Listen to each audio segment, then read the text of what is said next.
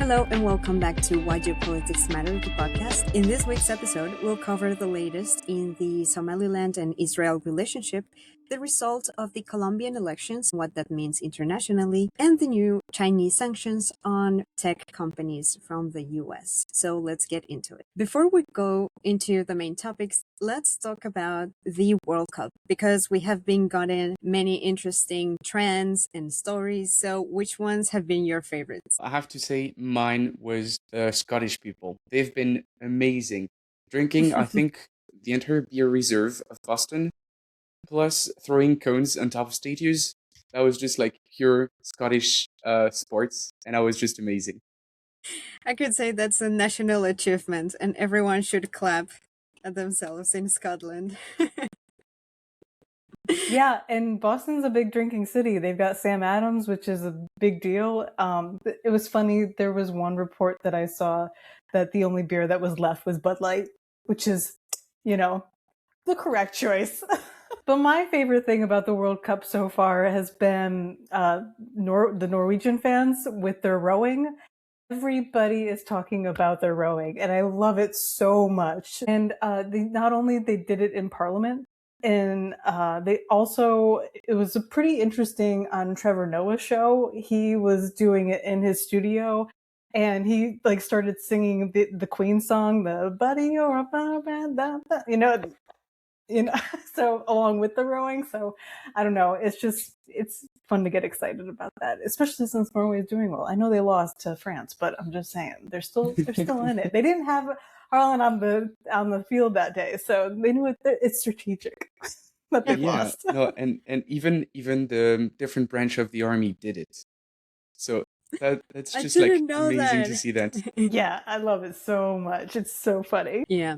For me, it was the football fan who stays completely still with his arm raised in the air during the whole match. He is from the DRC, from the Democratic Republic of Congo.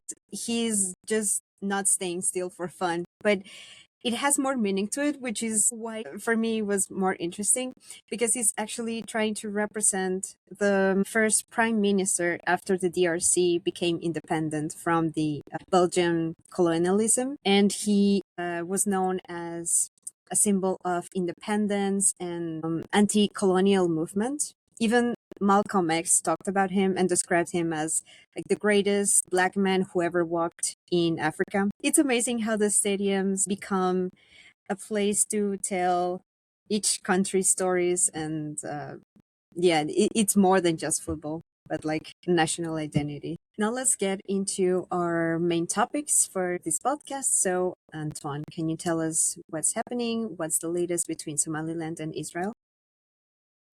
Yes, of course. So, a recent information shared by the Middle East Eye says that a senior Somali official claimed that Israel has deployed around 50 soldiers in Somaliland, though Israel has denied the allegation. So, what matters most, though, is the broader trend. Israel and Somaliland have clearly deepened their relationship since Israel formally recognized Somaliland in late 2025. And Reuters reported that recognition and later reporting showed growing diplomatic and security ties, including Somaliland's embassy opening in Jerusalem. So why does this matter? Well, because Somaliland sits in one of the most sensitive strategic zones in the world, near the Gulf of Aden and the Bab el-Mandeb Straits. Any Israeli presence there would have an obvious implication for the Red Sea security, surveillance, and the wider confrontation with Iran-linked actors. First, we can here directly think of the Houthi threat in Yemen, which targets directly Israeli or Israeli-linked ships in the Bab el-Mandeb Straits. As I said, the information has to be taken as a rumor for now, as it has been denied by both Israeli and Somaliland's governments.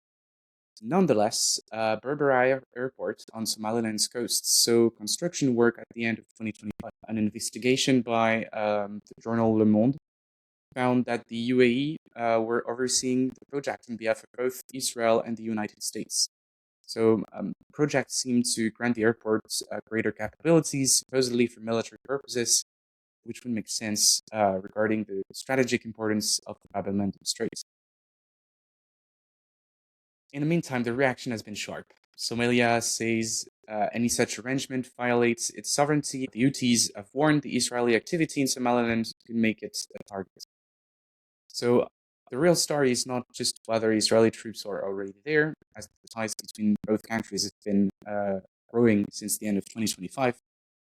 It is that Somaliland has become a new node in the regional contest over the Red Sea, recognition politics, and security competition in the Horn of Africa. So, yeah, it's a pretty complex situation, also knowing that Israel is the only country that is officially recognizing Somaliland. It's interesting because the strategic reasoning regarding the Houthis is probably definitely a very good reason for Israel, since they have been threatened by the Houthis. They've got Iran on the other side. The proxy group is definitely a threat in the region. So it's important for Israel to start placing themselves in the region with allies. Another thing that I also read was that the AP was reporting that this is a possible solution for Israel to help Gazans move out of the Gaza Strip, which is something that's not ideal. I mean, ethnic cleansing is probably one of the worst things that they could be trying to do next. And by removing the Gazans and moving them to Somaliland, stating that they can move there and have economic prosperity and to build up the region, because of course Somaliland wants to build up their economy as well. But having that relationship with Israel and getting more people in their workforce and people who want to build things in Somaliland, these are people that don't want to move their homeland. So it's really interesting that they're position from Israel, especially considering they're not wanting to recognize the Palestinian state, but they're willing to recognize Somaliland. That whole balance is kind of an awkward thing for Israel and making them look like they're not practicing what they preach. So the trustworthiness of it is definitely an issue as well. Yeah, Somaliland seemed to be very open and willing to receive migration.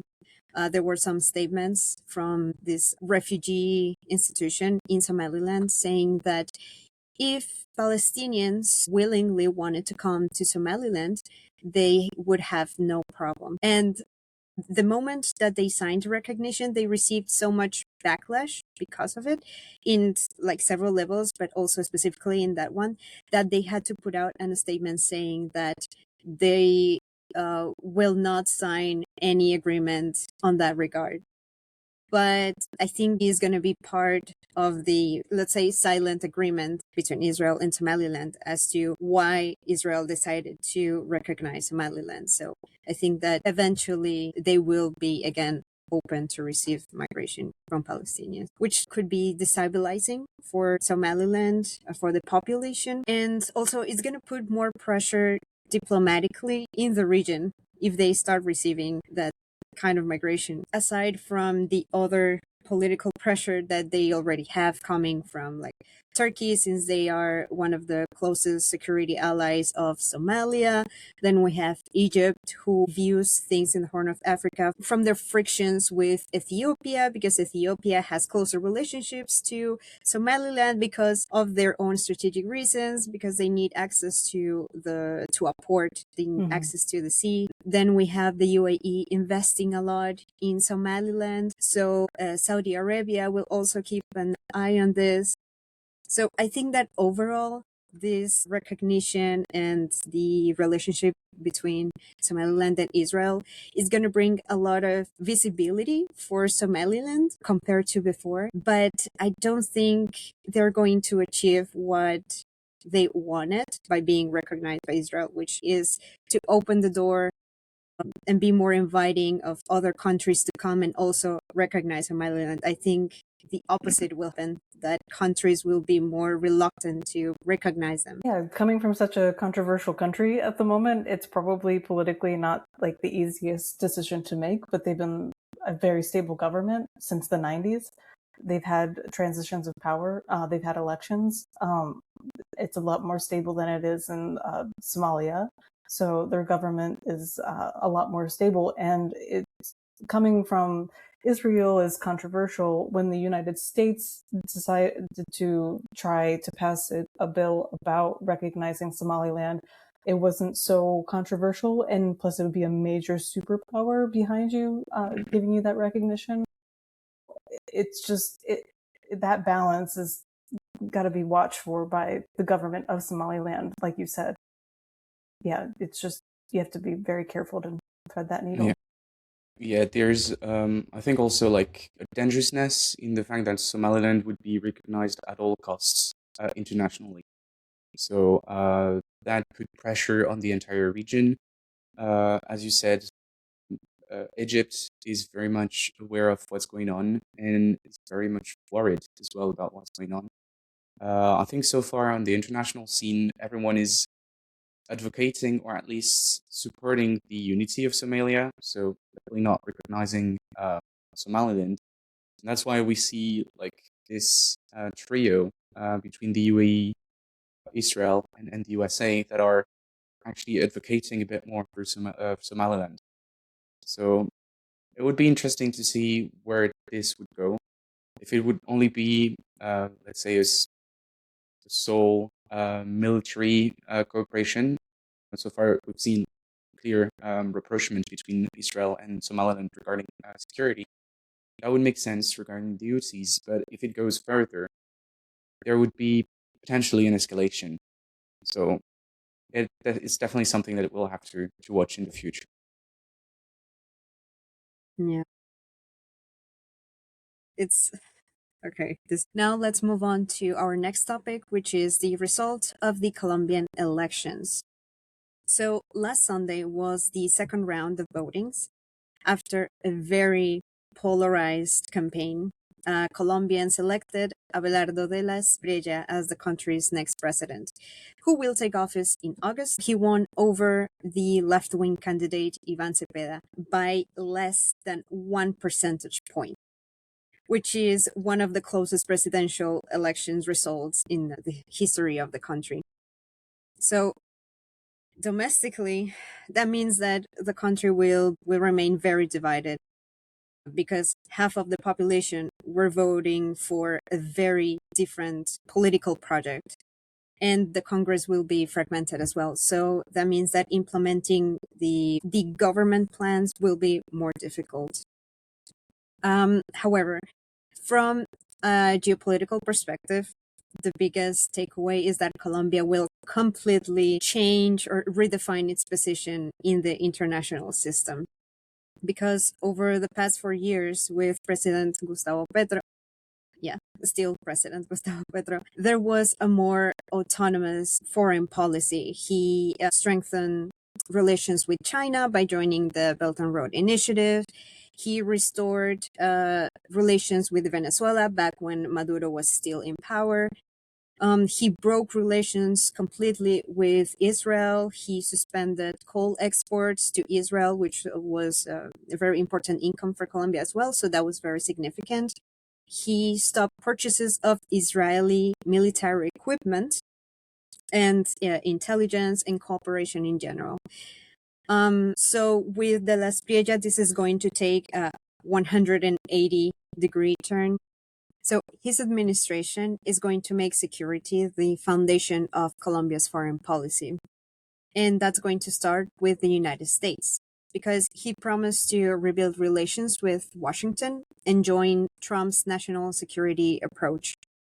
And the first step that he's going to take is to join the Shield of the Americas, which is a US-led regional security initiative, which is designed to strengthen collaboration, intelligence sharing, and in general, military cooperation against transnational criminal organizations in Latin America. That shift is also going to affect directly our neighbors, particularly Venezuela, because De La Espriella has a stronger stance regarding the presence of Colombians' armed groups or criminal groups that operate also from Venezuela, because they have used the border and the Venezuelan territory as safe havens, making Venezuela naturally one of the most important security concerns for Colombia. But it's very interesting because He has also described Venezuela as an important economic opportunity. He sees the country as such because from his perspective, since Venezuela economically they're trying to rebuild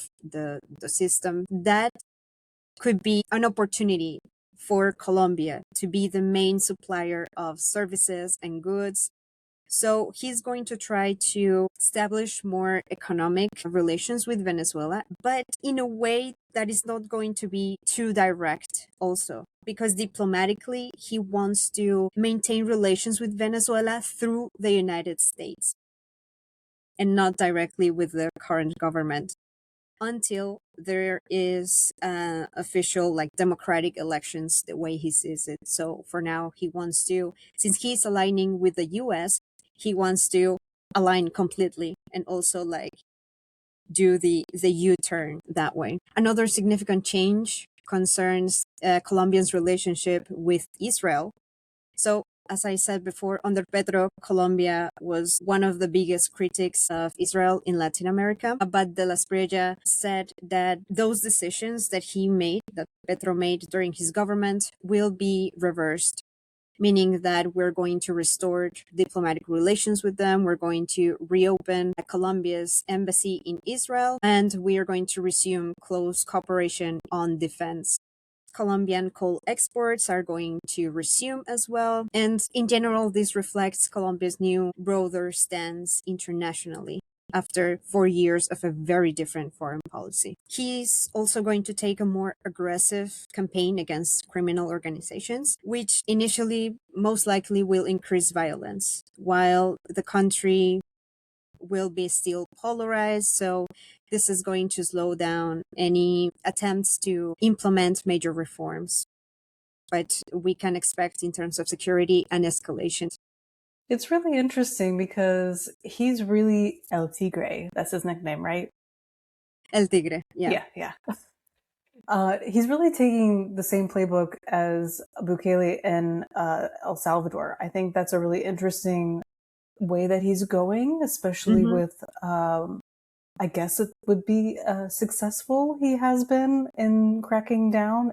And it's like you said, he did start with violence by arresting everybody in the country, and but some people have been also speculating that he wants to keep following El Salvador's path by building mega prisons in the jungle. And if they're going to start taking deportations from the United States that El Salvador did, by building that relationship up with Trump and being endorsed by Trump was probably a big sell for him as well. So it's interesting that he wants that closer relationship, and it feels like he's following the exact same playbook. So going forward, I guess if we look at what is happening in El Salvador, he could basically follow the same line and try to like make it happen for Colombia, which doesn't sound great. Maybe he should stay away from crypto, but it's also not a great path. It doesn't engender any kind of democratic values or good processes, and it would be interesting to see how all this plays out. Yeah, what I see the most regarding security again is that it wouldn't surprise me if Trump would take the advantage of this election to reinforce its actual war on the cartels. Recently, there was again some people killed by the U.S. military in the sea regarding cartels and drug trafficking. So the path on security seems to be rather in favor of Trump's war on cartels. Yeah, that's undeniably convenient for the US to step up, to have another point of where to launch their operations in the broader region.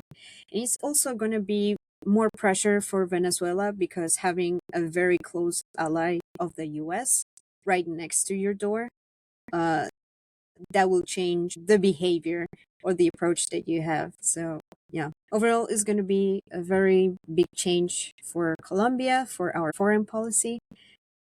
And we'll see how everything develops. Let's continue with our next topic, which is the new set of sanctions from China on big tech companies from the US. So, Meredith, tell us what's happening. Earlier this month, the Pentagon has added several Chinese businesses, specifically the tech giant Alibaba and the electric car maker BYD and a search engine Baidu, to its list of Chinese military companies, preventing them from getting U.S. defense contracts. And in retaliation, China announced earlier this week that they are sanctioning 10 American military-related companies in response to the recent U.S. move that barred the leading tech companies from defense contracts. And so Chinese companies would be blocked from exporting dual-use items to the 10 companies. And these do include military drone makers, and some involved are rare earth mining. The dual use refers to goods that can be military as well as non-military. So this could be anything from regular tech to big military tech. Rare earths are a hot topic of conversation, as there's been little progress on rare earth supplies between the United States and China. At the same time, the G7 discussed this issue, pledging to reduce their dependence on any supplier, calling for no more than 60% of rare earth imports to come from one country by 2030. It's also important to note that the world relies on China for about 90% of its supply of so-called light rare earths, which are used in oil refining, glass polishing, and magnet production. Beijing is wielding its power over rare earths as a trade weapon to impose strict export controls and causing production disruptions globally, specifically on cars, robots, and military equipment and other products. Using their power over rare earths is a big step up for China, because they haven't been using sanctions in an economic sense, but they're using it to disrupt the supply chain globally. So this is a really interesting tactic to use as a sanctioning mechanism. Usually it's more of barring people from certain parts of the financial system, but using the supply chain to their advantage, because they do control much of the rare earths in Latin America and Africa. So being able to use this against bigger countries like the United States and a lot of industrialized countries like the G7, this is something that China is finally being able to say, look at me, I can do this too. So they've been building up all these relationships and getting the access to all of these rare earths. Is now they're flipping the script and saying, we can sanction you now. Like, you've got to come talk to us. We're important to talk to now. What is important as well on the American side is that the US have been building up their capacity to extract, or at least reinforce their diplomatic ties with countries extracting rare earth. We've seen that in Nigeria and in Democratic Republic of Congo as well. They've been more and more involved, diplomatically speaking, with these countries to obtain concessions or place actually their companies down in these countries.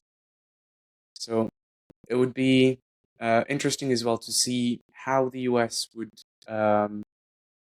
how that would impact the relationship between the US and other G7 countries. For me, the biggest takeaway is that this is in the middle of a broader tendency of trying to develop the most advanced military, and the initial decision from the US has the intention of slowing down a little bit that advancement, because in China they have this national strategy of trying to dissolve the barriers or divisions between the civil and academic realms and the military. So any technological advancement that comes up from any private company, maybe telecommunications, will automatically have the rights to be implemented in the military, which is very funny, because this is exactly what the US is trying to do with AI companies as well, like Anthropic, who are also trying to resist the use of their AI into their military. So for the Chinese, it's going to be easier to do that compared to the US. And this decision of adding them to the list is just, again, one way of trying to slow down their investment they could get to develop in the technological area. What is interesting as well is that they are preventing China from doing more, especially participating in the American defense. But in the same time, the American industrial complex is not slowing down, but reaching its limits. We've seen it with the AUKUS agreement, where they are not going to be able to sustain all the deliveries for the US Navy. So I'm actually wondering where the US will be able to actually fully be able to keep China out, and for how long they will be able to do that. Right. And they do want to up the budget for defense in the United States. I think he wants to take it up to 1.5 trillion for the next budget. And that is interesting because there does need to be investment in actual military capacity, developing new systems. So it's really difficult for the US to fall behind with China. And so they want to kind of put them in a stranglehold to make sure that they're not moving too far ahead of them, to use the sanctions to their ability. But also China is able to strike back now by saying, you know what, we are part of the system, we're part of the global supply, we know what's going to be needed in order for you to develop military technology. So we're going to take advantage of that situation and try to hamper you back. So it is an interesting situation that both countries have put themselves in, that they need to develop, but they also need the materials for it. If you enjoyed the episode, make sure to subscribe and follow us on YouTube or wherever you get your podcast. This episode will be available on Monday, so stay tuned for more Why Geopolitics Matter. For more articles on why geopolitics matters, don't forget to subscribe to our newsletter at whygeopoliticsmatter.com.